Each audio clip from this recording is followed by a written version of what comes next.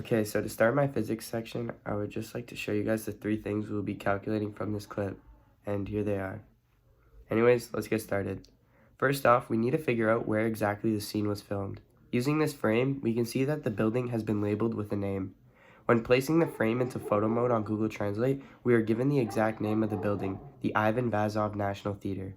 I then typed the name into Google Maps and it gave me the exact real-world location of the building located in Sofia, Bulgaria. When accessing Street View, we can see that not much has actually changed since the 2007 clip.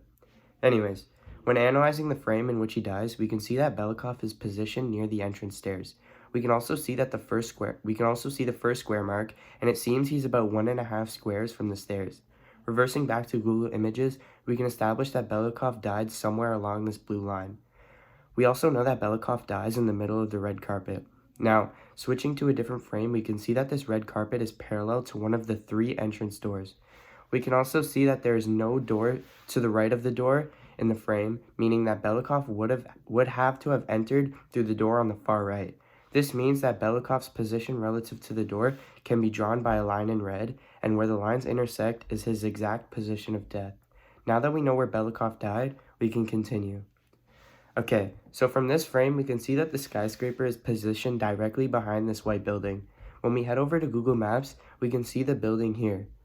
Now, can you guys see a skyscraper anywhere behind that white building? Well, the truth is, me neither. Because as it turns out, the losers over at GME Productions decided they would CGI an entire skyscraper into this movie. So yes, the building isn't actually real, but that's not stopping me.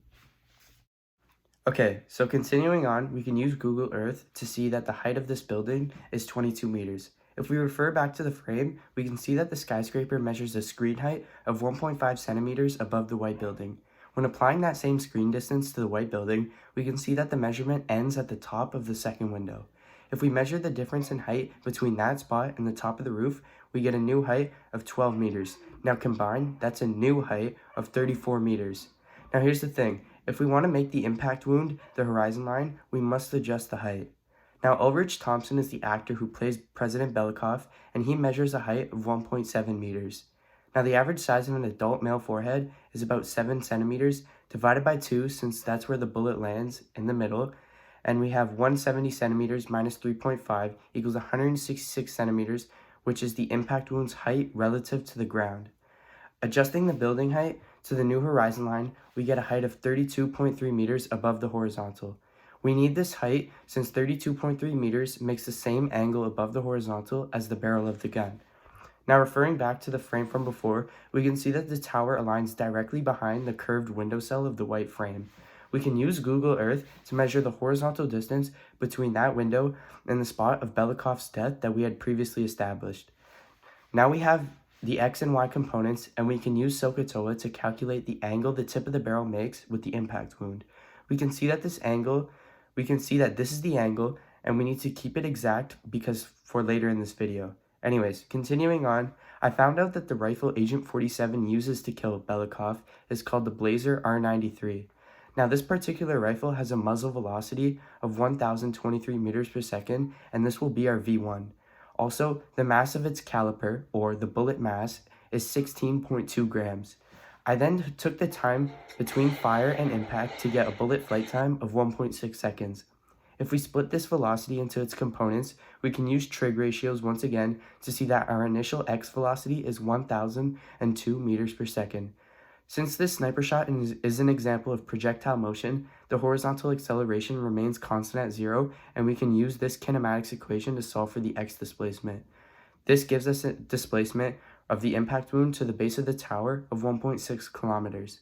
From there, we can refer back to the original angle and use SOHCAHTOA once again to give us a height above the impact wound of 327.6 meters. That is the conclusion of the first question. For the second question, we want to figure out the impact velocity of the bullet. The most efficient way to do this is by using energy equations. At position 1, total mechanical energy is all gravitational since the bullet isn't moving yet. When we calculate this, we can see that this is our TME. When we head over to position 2, we know TME is constant and also entirely kinetic since the bullet is on the horizon line, making the height 0.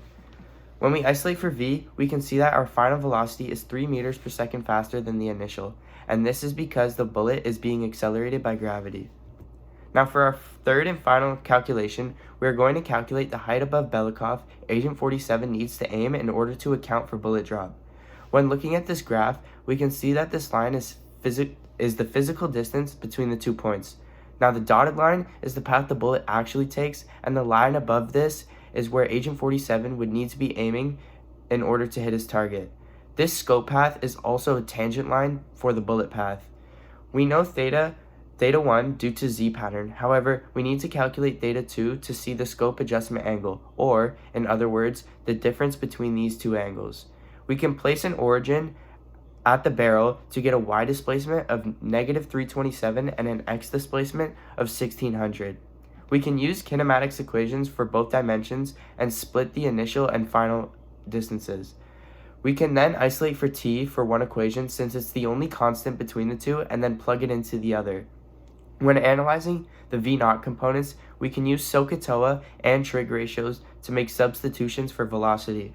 From there, we can establish a relationship between tan and cos to substitute into our equation, giving us the same trig ratios. We can allow a variable z to represent 1 over cos squared theta, and then square both sides to get rid of the square root. From there, simply isolate our z variable. Now returning back to our variable equation, we can now isolate for the angle and plug in our variable value to get an approximate angle of 11.1 degrees. Now that we have our angle, as well as our horizontal distance from earlier, we can use SOHCAHTOA to find our new height. Now our new height is approximately 315 meters.